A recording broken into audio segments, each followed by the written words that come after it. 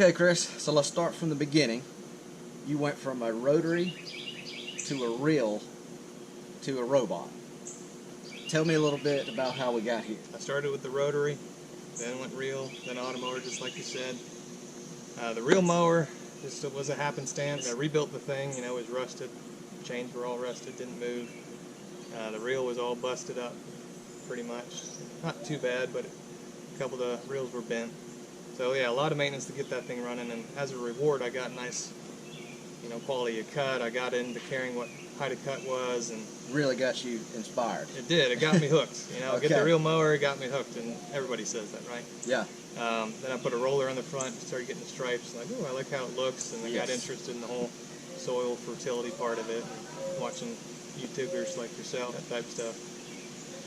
So this baby isn't laying stripes, but the quality of cut, amazing. Cut is, I'd say, just below reel cut.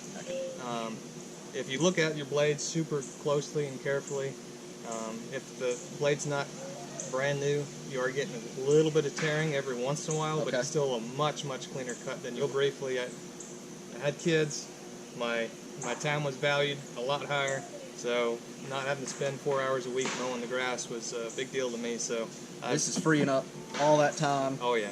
You're not out here mowing. Complete game changer. You're doing whatever you want, and this thing is doing all the work. Exactly. So going from a reel, even a riding reel, you know, we didn't really talk much about, I had a riding reel for a short period of time where... Straight Connor Ward style. Yeah, 4100D, okay, or whatever that model is, and getting ready to use that, still had a time proposition to it where I was going to have to be using that thing, even though it cutting, say, 4 hours down to 30 minutes, that was going to be great, but cutting 4 hours down to near 0 minutes. This is all autopilot here. 0 minutes, that's where it's at, in my opinion. So, quality of life with kids and all that, I really do foresee people gravitating to this. And the natural progression things, I think a lot of people will follow. So you think this is the future? It's a time. Yes, this or something like this. Gotcha. Yes. Well, I'm excited. I've got to see more, so let's jump right in. You show me around. All right. Okay, Chris, so step one, we just got the Automower, let's say. Now it's time for installation. Sure. The first thing I guess I'm doing is running this perimeter wire. Is that right? Right. You want to do your perimeter wire and your guide wire. And for various reasons, I chose to get the wire separately from the install kit. It is much, much thicker. So this is dog fence wire. It works just the same. You have radio signals going through the wire in the ground. That's how the antenna in the front of the mower is able to pick up that radio signal when it gets near it. So originally I was going to install it by myself. It's a big job. It is a big job. And I drew it up in paint sort of thing and tried to figure out where I wanted to lay things. And I valued my time differently, so I decided to get the dealer to come in and do it with their machine, because their machine goes so much faster. So how deep do you have to trench this wire, get it buried in there, do you know? Well, that's a story in itself as well. So I wanted to bury it anywhere from 5 to 8 inches deep for core aeration purposes. But the dealer's machine puts it around 6 centimeters. It's not nearly as deep. But I said, that's fine. I'll deal with it if I core aerate and cut the wire. I know how to diagnose it now and go and fix it and splice it. Well, let's take a look at some of these borders you've got set up. So did you just have to run the border all along the lawn edge of the front and the backyard? Is that pretty much it? Yes. So just going back on how this thing actually works, it acts like a Roomba, right? Or any indoor vacuum, where it bounces off objects, but with the radio fence, it bounces off that radio fence and objects. Kind of fence it in with the wire. And there is a different thing called a guide wire, which goes through the middle of the lawn that helps the mower go to the far ends of the lawn. Gotcha. So let's take a look and see kind of how you've got the wire laid out. I'm interested to see that.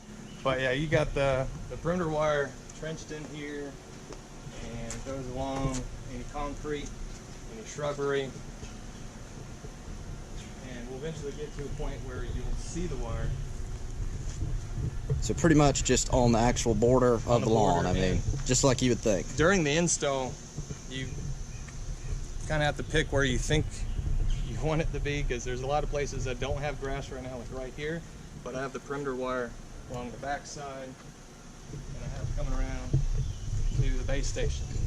Okay, so this is his home. It's kind of the central spot in the back and it's able to get to both front yards. It's maintaining your existing height of cut. It is not trying to bring your height of cut down. It can. You don't want to do that.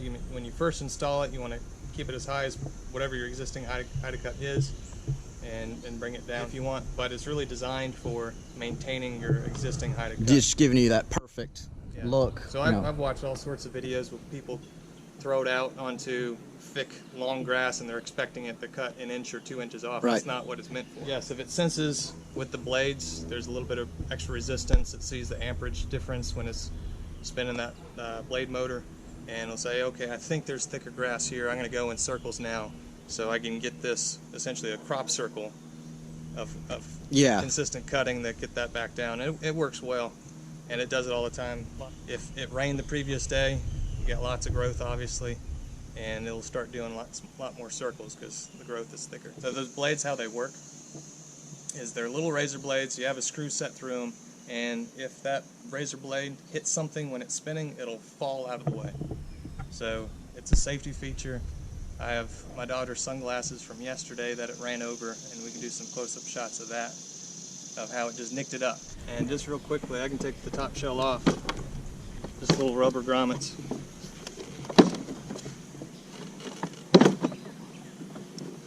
Our wires connected underneath.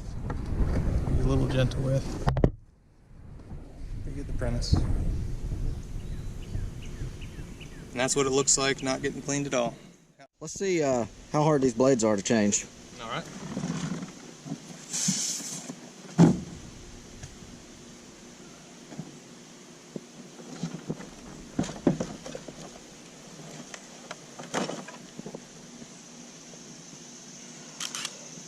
So, tools needed, drill, Phillips head.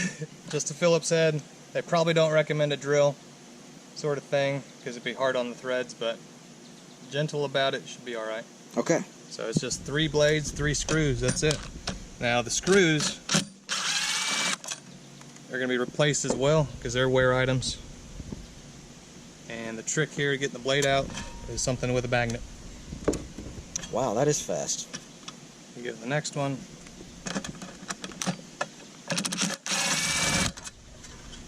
Sometimes you get lucky and you can just grab it.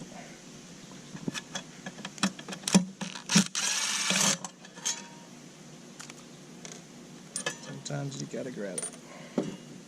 Then you got your new blades. And normally I just do this out in the yard, so it feels a little different have it on the tabletop. Grab 3. Man, those are hot. Let's put an old blade up to the new and see, just kind of compare. So did they get really worn down to just about nothing, or is it not too bad? So I have bags full of blades over there. We'll look at some of them in just a second. So those are in great condition. Those are blades I would not take off normally. My eyeballs now go to the very tips to see if it's got a crisp corner to it. That's going to give you that nice quality of cut. Versus a slightly rounded one. You can see these are getting just a little bit worn on the corners. I don't know if those are focusing or not. Then you got your new screws and your old screws. And so just line it up, line it up, down, squeeze it, make sure you're not cross-threaded. And I feel the back side to know if it's all the way in. It was not all the way in. It's still not all the way in because the blade is a little seized up. There you go. It spins.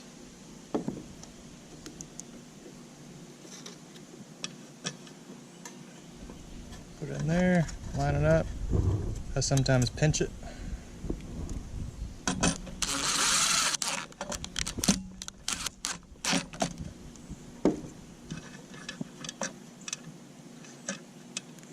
There.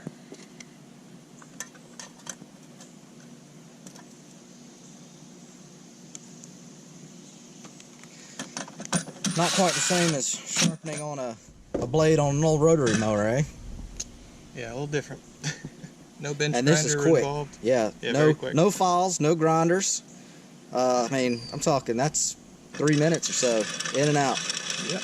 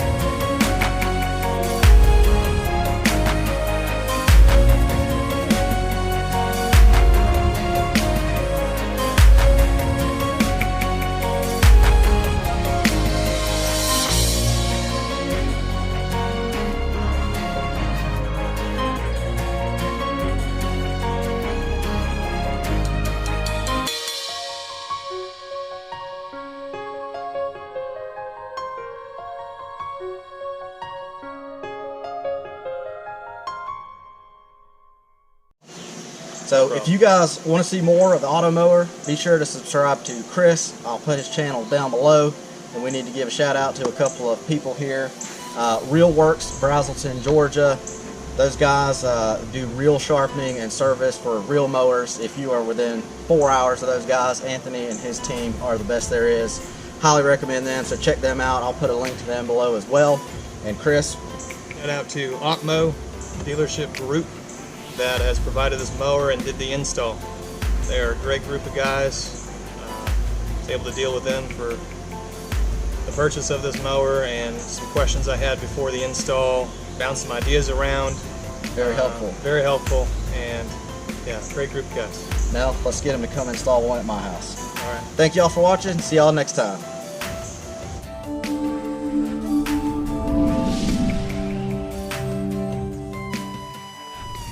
Hey everybody, Boss here, and I don't know what I'm going to say.